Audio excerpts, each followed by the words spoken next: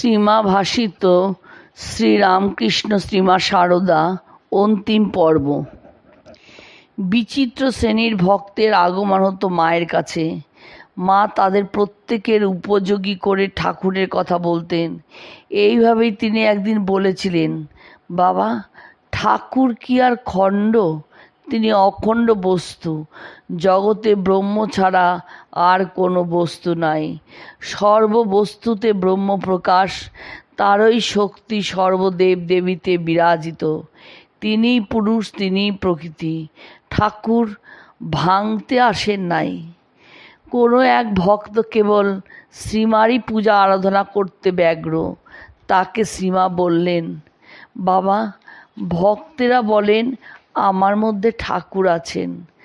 স্বীয় কর্তব্য পালনে পরাঙ্মুখ ব্যক্তিদের কাছে দুঃখিত মা বলেছিলেন, ঠাকুর যার পরনের কাপড় ঠিক থাকতো না, তারই আমার জন্য কত চিন্তা। ঠাকুর ভক্তদের জিজ্ঞাসা করেছিলেন, হ্যাঁ গা, 700 টাকা হলে একজন মেয়ে মানুষের পাড়াগায়ে থাকা চলে? এ প্রসঙ্গে মা বলছেন, ঠাকুর সেজন্য কিছু টাকার জোগাড় করে দিয়েছিলেন। মাকে একদিন জিজ্ঞাসা করেন, হ্যাঁ গা, টাকা কোথায় রেখেছ? মা বললেন, মশলার হাঁড়িতে। ঠাকুর তাতে ব্যস্ত হয়ে মাকে বলেছিলেন, টাকা ওইভাবে রাখে? কোনো ভক্ত সন্তান ঠাকুরের উৎসবের জন্য চাঁদা তুলতে মা বিরক্ত হয়ে বলেছিলেন, বাবা, লোকগুলো হুজুক নিয়েই আছে, কেবল হুজুক আর হুজুক আর চাঁদা তোলা। এই দেখো, ঠাকুরকে নিয়ে এক নতুন হুজুক উঠেছে। ঠাকুরের উপদেশ উল্লেখ করে শ্রীমা বলছেন, ঠাকুর বলতেন, বিষয়ী লোক স্প্রিংয়ের গদি, বসলেই নুয়ে পড়ল, উঠে দাঁড়ালে আবার যেমন তেমন হয়ে যায়। সংসারী লোকের ভাবভক্তি তপ্ত লোহার জলে ছিটা পড়তে না পড়তেই শুকিয়ে উড়ে যায়। শ্রীমা ঠাকুরের পূজা অর্চনায় আন্তরিকতার অভাব দেখে বলতেন, ঠাকুরকে ছবিতে পূজা সেবা করা এখন খুব সহজ হয়েছে। ভোগ দাও ভালো করে আর নিজেরাই প্রসাদ খাও। যদি সত্যিই ঠাকুর খেয়ে ফেলতেন তবে কে কিরূপ ভোগ দিত বলা যায় না। ঠাকুরের অসুখের সময় খরচের জন্য টাকা পয়সা নিয়ে মনোমালিন্য হয়।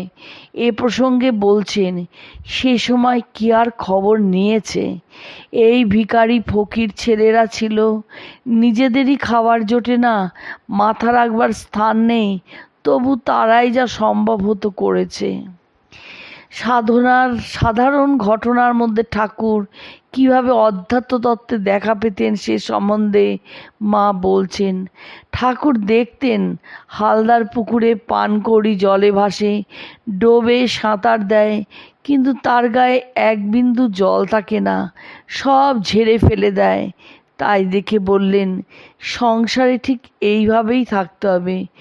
বিষয়ের মধ্যে মানুষ থাকবে বটে, কিন্তু মন থেকে বিষয়াসক্তি সব ঝেড়ে ফেলে দিতে হবে। দক্ষিণেশ্বরে থাকাকালে একদিন হৃদয় কৌতুক করে মাকে প্রশ্ন করেছিল, মামি, তুমি আমাকে বাবা বলে ডাকো না? মা একটু ইতস্তত না করে উত্তর দিলেন, বাবা কি বলছো ঋদু? পিতা মাতা বন্ধু বান্ধব আত্মীয় স্বজন সব